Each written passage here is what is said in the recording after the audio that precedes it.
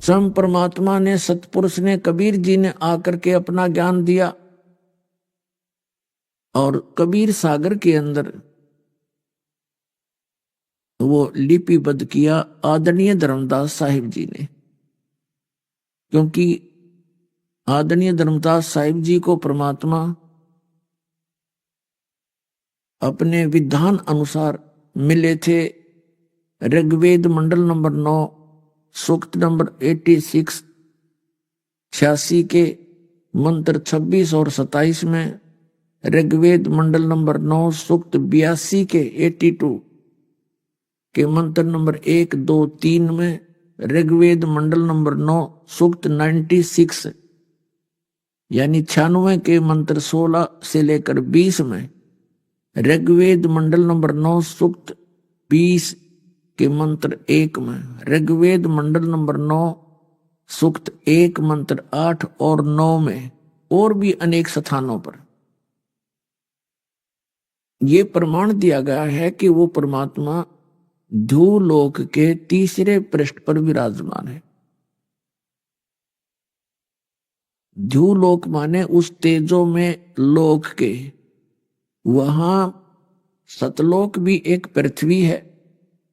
वो ऐसी पृथ्वी है जो स्वयं भी प्रकाशित है लेकिन गर्भी नहीं है। और वहां परमात्मा भी साकार है, मनुष्य सदृश्य है।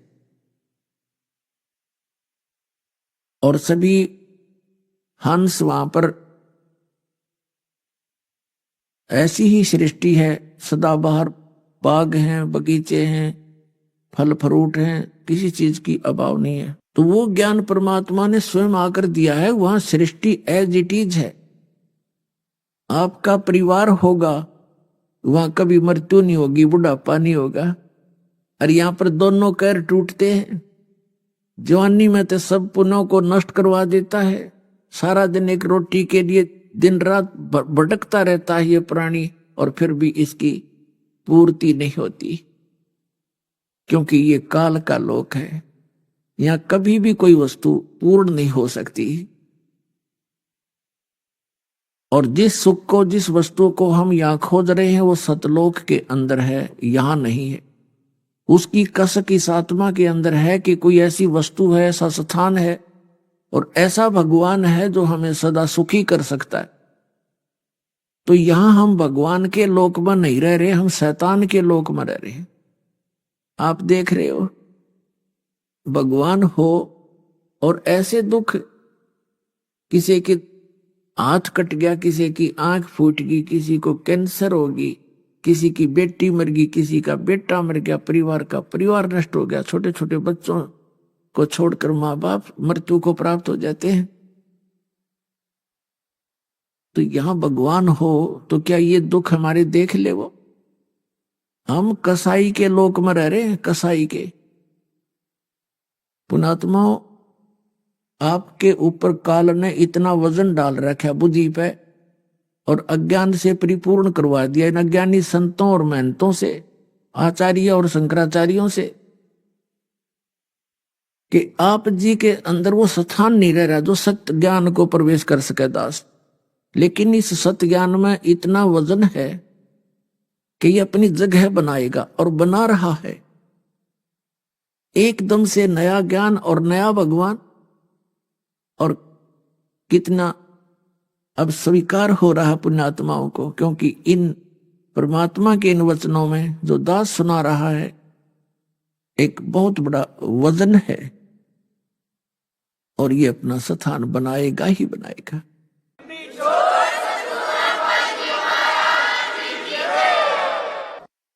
अब प्रसंग चल रहा है कि आप जी यहां कितने दुखी हो। कबीर परमात्मा ने कहा था कि काल कसाई हसत है सर्व लोक कूखा।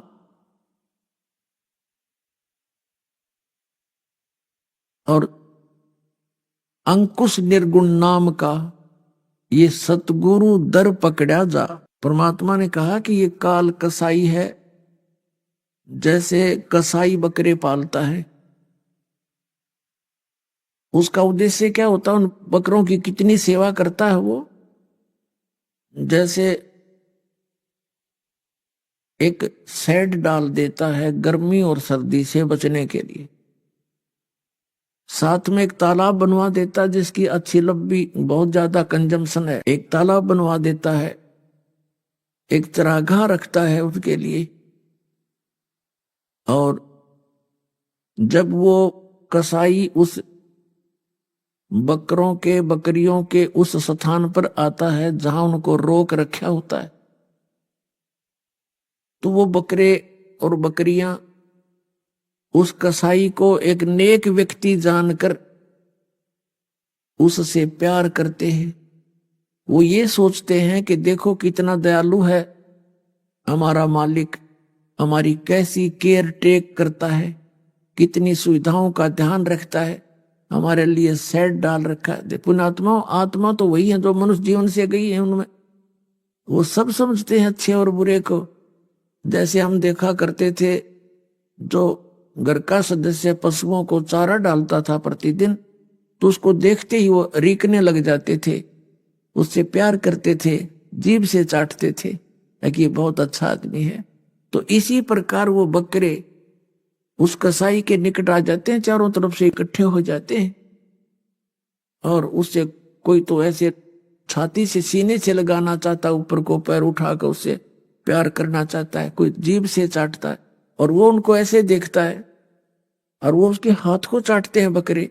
वो तो देख रहा होता है कि यो इसमें मांस कितना हो गया, कितने किलो का बिकेगा, और बकरे ने सोचते ये बहुत अच्छा आदमी है, हमारे से प्यार कर रहा है। और फिर वो भूल जाते हैं, जब उसको आवश्यकता होती है बकरों की 2, 10, 4, 20 की, तो लेकर डंडा और छांट लेता मोटे मोटे, चाहे किसी की माँ आओ, चाहे किसी का बेटा आओ, चाहे किसी की बेटी मरो, वो ना देखता किसका किससे क्या लिंक है, और ऐसे निकाल लाता है और जाके उनको कड़च करवा कर अपना धंधा करता है, रोजगार चलाता है। अपने आत्माओं इस काल के लोग के इन बाग बगीचे झरने और इन मौसम न देख के हम ये सोच बैठे दे भगवान कितना दयालु है, पृथ्वी में जल दे दिया शीतल मीठा, झरने बहा रखे हैं, कितने सुंदर बाग बगीचे, काजू किस्मत सेब संतरे कनक गेहूं चना बाजरा ज्वार, और कैसे मौसम बना रखे हैं। परमात्मा बड़ा दयालु है।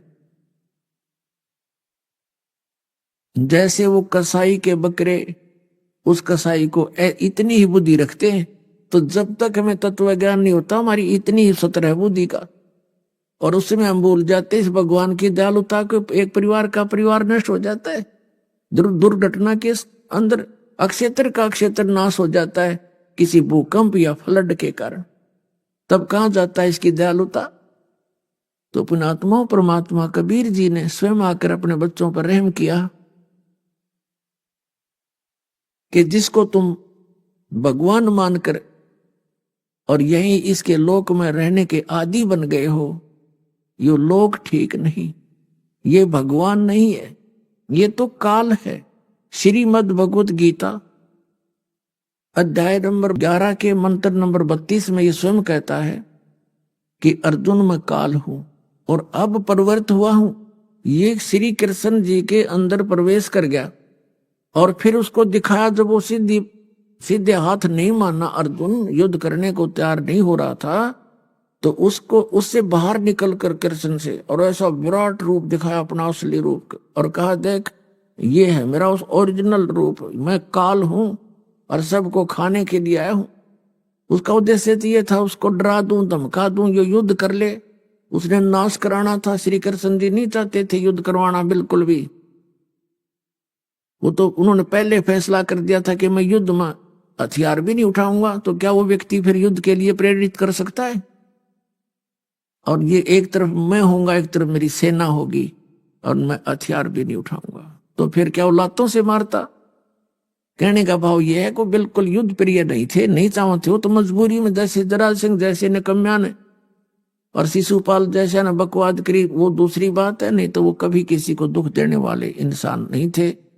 वो त्रिलोकी भगवान थे, 3 लोक के मालिक थे, स्वामी थे, एक विभागीय मंत्री यानी सतोगुण भगवान। तो हम काल के लोक में रह रहे हैं, और कबीर साहब क्या बताते हैं, कबीर ये माया अटपटी सब गट आन अड़ी, किस किस को समझाऊं या कुएं भांग पड़ी। परमात्मा कहते हैं किस किस ने समझाऊं, काल ने 21 ब्रह्मांड के अंदर अपने इस लोक रूपी कुएं में इस माया रूपी भांग को अनतोला अनमोला डाल दिया, और सभी ने एक ही प्रकार का ज्ञान ग्रहण है, सभी की एक जैसा ही स्वभाव बन गया। अब इस ज्ञान से ही ये भांग नशा उतरेगा, इस काल की भांग का। ये एंटीबायोटिक आपको दिए जा रहे हैं, जो आपके अंदर या सोच गलत होगी, हमारे अंदर क्या सोच होगी, बड़ी कोठी हो और बहुत ज्यादा पैसा मेरे बैंक बैलेंस हो, और फिर मैं बकवाद करूं विवाह शादियों में सबसे ज्यादा दान दूं, लोग मेरी प्रशंसा करें। इस तरह की बकवाद हमने अपने अंदर ठोक ली। पुणात्मा ठीक है, समाज कुछ करे, संसार कुछ करता रहे, है तो वो गलत, फिर भी जो भक्त इस मार्ग पर लगेंगे उनको वो क्रियाएं बिल्कुल नहीं करनी होंगी जो भक्ति में बाधा करे। उसके विषय में हम बार बार बताते रहते हैं, तभी हमारी भक्ति सफल होगी। पहले तो ये उद्देश्य रखिए कि हम यहाँ के वासी नहीं हैं, और दूसरा परमात्मा कहते हैं मौत भूल गया बावड़े, तन अचरज किया कौन, तन माटी में मिल जाएगा जो आटे में लौन, तेरी दिख अस्तित्व भी तेरा नहीं रहेगा और तू मौत भूल गया।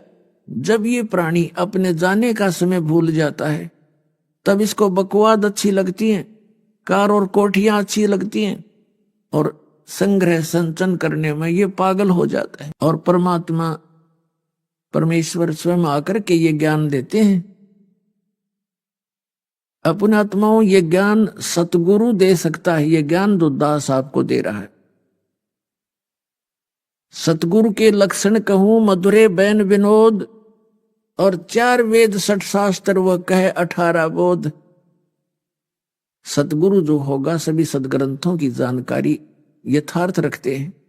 जैसे परमेश्वर आए थे वो भी सतगुरु की भूमिका ही करके गए थे, और वो बिल्कुल अक्षर ज्ञान नहीं लिया था। वैसे तो वो सर्वज्ञ है वो मालिक, लेकिन हमारी दृष्टिकोण से उनको अक्षर ज्ञान नहीं था।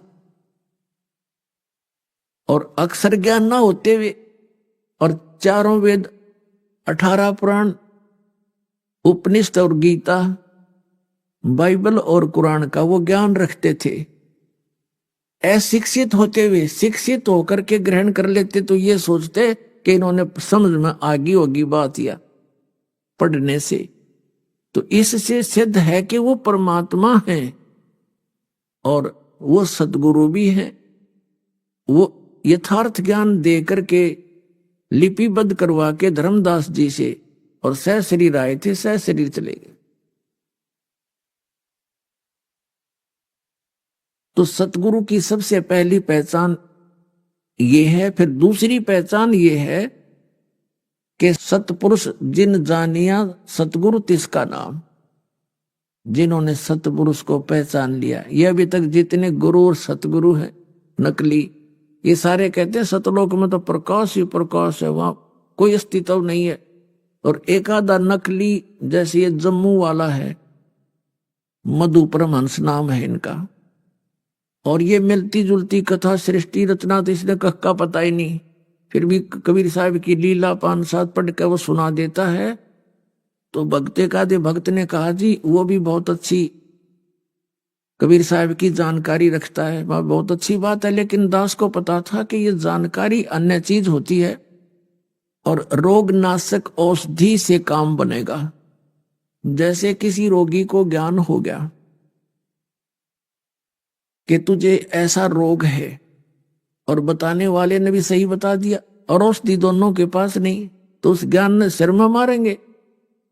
अब ज्ञान भी हो और समाधान भी हो तो तब बात बनेगी।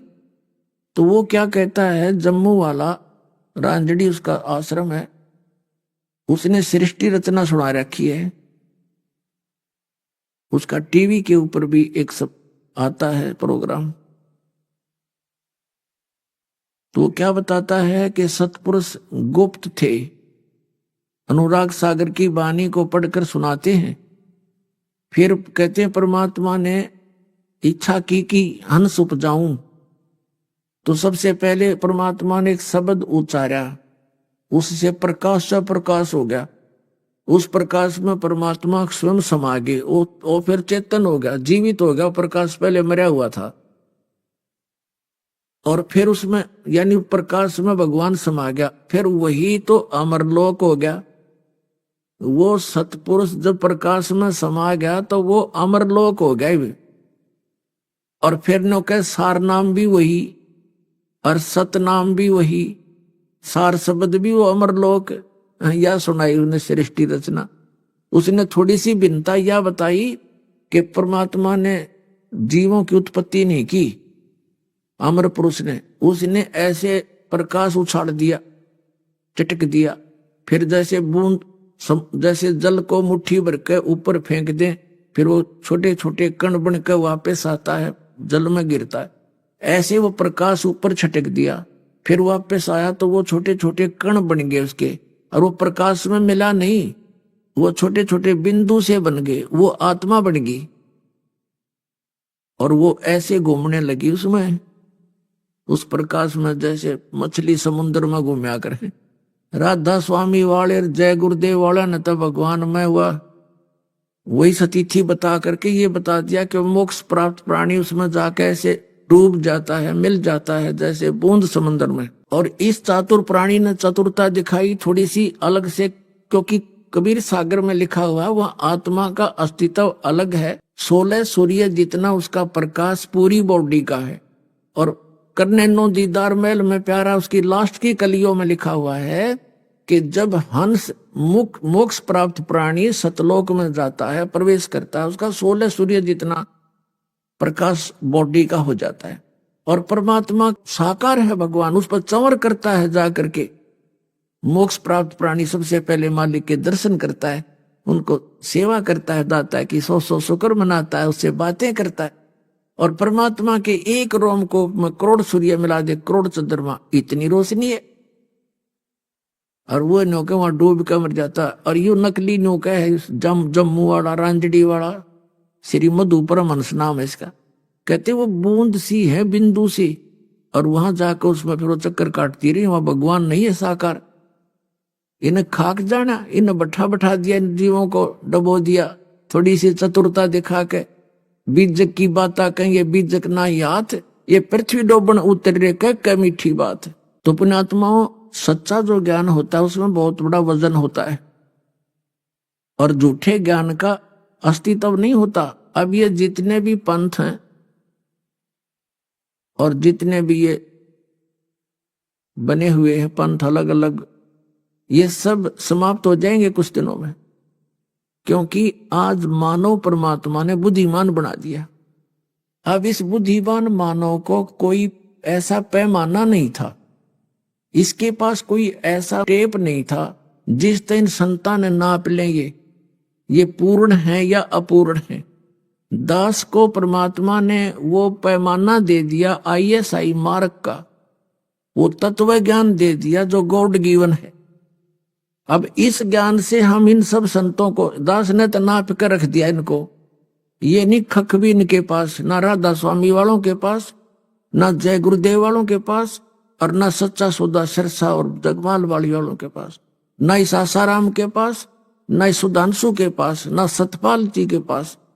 ये सिर्फ अपनी चतुरता के कारण भोली आत्माओं को अपने पीछे लगा रहे। और इन और संतों का तो कहना है कि ये कुमार स्वामी ब्रह्म ऋषि ने कक का पता नहीं मारे सट्टे सारे दिन अटपट करने लगे। तो अब इस दास ये चाहता है कि ये श्रद्धालु जिनको भगवान की चाह है, ये स्वयं इतने विद्वान हो जा कि इनके ज्ञान को स्वयं रिजेक्ट कर दे। इस दास का ये उद्देश्य। जैसे एक समय 2 भाई थे, लालाजी सेठ, उनमें से छोटा भाई की मृत्यु होगी छोटे भाई के 2 पुत्र थे।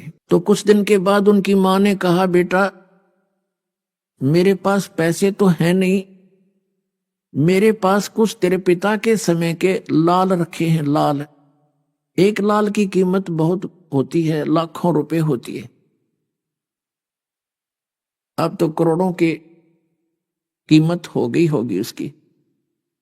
और बेटा ऐसे करो, तुम बालक हो, एक 16 वर्ष का, एक 18 वर्ष का, ऐसी आयु थी।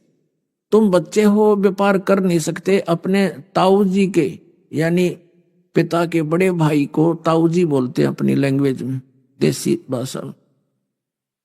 अपने ताऊ जी के पास जाओ, उनसे कहो, प्रार्थना करो कि वो आपकी पार्टनरशिप कर लें व्यापार में। और कहना कि ताऊ जी हमारे पास पैसे नहीं है, ये लाल हैं, इनको ले लो, गिरवी रख लो इनको कहीं और काम चला लो। वो बच्चे लेकर गए मां से वो पोटड़ी जिसमें वो लाल बांध रखे थे, गठड़ी ऐसे कपड़े में, और ताऊ जी से प्रार्थना की, ताऊ जी हमें अपने साथ बिजनेस में रख लो, हमारे पिताजी रहे नहीं, हमारा भी गुजारा हो जाएगा। तो उसने कहा, बेटा मैं तो पहले ही चाह रहा था कि तुम मेरे साथ लगो, मैं कहने ही वाला था, अच्छा हुआ तुमने मेरे मुंह की बात छीन ली, बहुत अच्छी बात है, मेरे साथ करो, व्यापार कर लो बेटा। तो उन्होंने कहा कि ताऊ जी हमारे पास पैसे नहीं है, मेरी माँ के पास ये लाल रखे मेरे पिताजी ने, इनको आप रख लो और गिरवी रख लेना, इनको पैसे हो जाएंगे तो छुड़वा लेंगे। अब ताऊ जी ने देखा वो लाल उल्टी गिठड़ी बांध कर दे दी, बेटा ऐसे करो, लाल तो बड़े कीमत के होते हैं, इनको तेरी मम्मी को दे आओ वापस और कहना सुरक्षित रखे, आवश्यकता पड़ेगी तब मैं ले लूंगा। अब वो दोनों बच्चे आगे अपनी माँ को सारी कहानी से परिचित करा दिया, तो उस माँ ने वो लाल सुरक्षित रख दिए छुपा के। दोनों बच्चों को, अपने भाई के यानी भतीजों को साथ लेकर के वो सेठ दूसरे शहरों में गया व्यापार के लिए। तो वहां पर उस समय 50,000 रुपए का उसने सामान खरीद लिया उधार पर, और धर्मशाला में रुके हुए थे।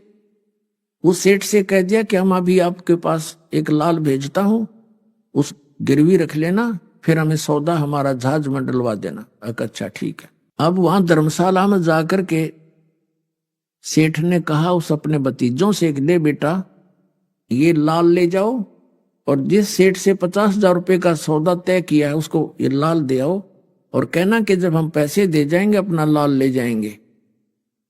वो दोनों बच्चे गए और कहा, सेठ जी मेरे ताऊ जी ने ये लाल दिया है, ये आप रख लो, और हम आएंगे जब पैसे लेकर आएंगे अपना छुड़वा लेंगे।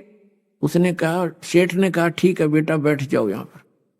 तो उस सेठ ने एक जौहरी बुलवाया, जौहरी पारखू, और उससे कहा भी देखना ये लाल कैसा है। उस जौहरी ने उसके अपना लगा के देखा यंत्र, तो कहा, ये सेठ जी ये लाल नहीं है, ये तो लालड़ी है, लाल तो 1,00,000 रुपए का होता है, तो 200 रुपए की भी नहीं लेगा कोई। तो सेठ ने उन बच्चों को भली बुरी कही कि तेरे ताऊ जी ऐसे व्यक्ति तो नहीं दिखाई देते थे, अब वो धोखा भी करने लगे हमारे साथ, मैं क्या उनको उधार देने से मना कर रहा था, और ये नकली लाल मेरे को लालड़ी दे दी, ऐसे कहकर गली में फेंक दी। अब दोनों बच्चे बड़े दुखी हुए कि भी सेठ तो बहुत बुरा बोला हमारे बारे में, ताऊ जी के बारे में, जो धोखेबाज है। उसको उठाकर गली से लालड़ी को आगे धर्मशाला में, और कहने लगे, ताऊ जी वो लाला जी तो बहुत निकम्मा आदमी है, ऐसे ऐसे बोला, हमारे लाल को गली में फेंक दिया। एक पता नहीं कौन बुलाया उसने, उसने कह दिया ये तो लालड़ी है। और ताऊ जी बहुत गलत बोला कि तेरे ताऊ जी अब धोखा भी करने लगे, ऐसे व्यक्ति तो नहीं थे, लाल लाल कहकर लालड़ी मुझे दे रहे हैं। तब उस सेठ ने कहा, अरे बेटा सचमुच मेरा धोखा लग गया भाई, वो ठीक कह रहे थे। अब दूसरी साइड में दूसरे बैग में रखा था वो लाल, अरे बेटा ओहो ये तो सचमुच लालड़ी है, धोखे से दिया गया। चोरों से बचने के लिए रखे हुए थे कि कोई चोर चारा होते इनको निकाल ली जाएगा लालड़ियों को, और लाल अपने बच्चे रहेंगे, तो इसलिए बेटा रखी हुई थी मैंने। अरे ये लाल ले जा और जाके कहो कि मेरा ताऊ जी ऐसा आदमी नहीं है जैसा आपने सोचा है, देखो ये है लाल। धोखा लग गया उनके। दोनों बच्चे फिर आए और सेठ जी से कहा, सेठ जी मेरे ताऊ जी का धोखा लग गया, गलती से लाल की जगह लालड़ी दे दी, ये देखो लाल है ये। उस सेठ ने फिर वो पारखू बुलाया जौहरी, उसने आते ही देखते ही बता दिया अपने ला के यंत्र कि ये सही लाल है, ओके है बिल्कुल, ये है वो लाल। तब उस सेठ ने कहा, देख बेटा ऐसा होता लाल, देखा वो क्या उठा लाए थे तुम। तो कहने का भाव ये है, उन बच्चों को इस झटके से लाल और लालड़ी का पूरा ज्ञान हो गया, उनकी परख बन गई उनको। तो फिर क्या हुआ, वो दोनों बच्चों को लेकर वो ताऊ जी उनका यानी पिताजी का बड़ा भाई अपने भतीजों को साथ लेकर स्वदेश लौट आया। आकर उसने कहा, बेटा जाओ तेरी मां से वो लाल ले आओ, उधार होगी गनी, एक आधे लाल को गिरवी रख लेंगे। तो दोनों बच्चे गए दौड़े दौड़े। माता ने कहा, आगे बेटा तुम आ जाओ भोजन पालो। तो बच्चों ने कहा, माता जी भोजन बाद में खाएंगे, पहले ना हमारे ऊपर कर्जा बहुत हो गया है और वो लाल दे राव जी ने मंगाए उनको गिरवी रखेंगे हम। अगले जाओ बेटा। वो माई ने ला कर दे दिया पोटली गठड़ी जितने धरी थी 5-7 हुए। बच्चों ने सोची देखते ले लाल है कि लालड़ी। उन्होंने वही खोल ली गठड़ी अपने आंगन में, अपने कमरे में, साल में भीतर, और खोल के दोनों ने देखा वो तो सारी लालड़ी थी, लाल नहीं थे। तो उन्होंने वहीं पर अपनी मां के सामने ही कहा, माता जी आप तो बड़ी भोली भाली हो, ये लाल नहीं है, ये तो लालड़ी है। वो सारी पटक दी वहीं पर। और दोनों बच्चे अपने ताऊ जी के पास आ गए और कहने लगे, ताऊ जी मेरी माँ है ना, उसको वो भोली भाली है, उसको पता नहीं लाल और लालड़ी का, उनमें तो लाल एक भी नहीं, सारी लालड़ी है ताऊ जी। तब उस सेठ ने कहा, बेटा ये उस दिन भी लालड़ी थी, यदि मैं इनको लालड़ी बता देता तो तेरी माँ का पेटा नहीं भरा हो, नो कहो मेरा धनी ना रहा सिर पे। आज यो मेरी लाला ने भी लालड़ी बताने लग गया। बेटा तुमको मैंने इतना तैयार कर दिया कि तुमने स्वयं परख ली अपनी लाल और लालड़ी को और पटक दिया उनको उठा के। तो पुणात्मा दास ये चाहता है कि ऐसा ज्ञान दे दूं आपको, इन नकली संतों की लालड़ी इस अज्ञान को तुम स्वयं पटक दो और आ जाओ लाल ग्रहण करने के लिए। बोलो सतगुरुदेव।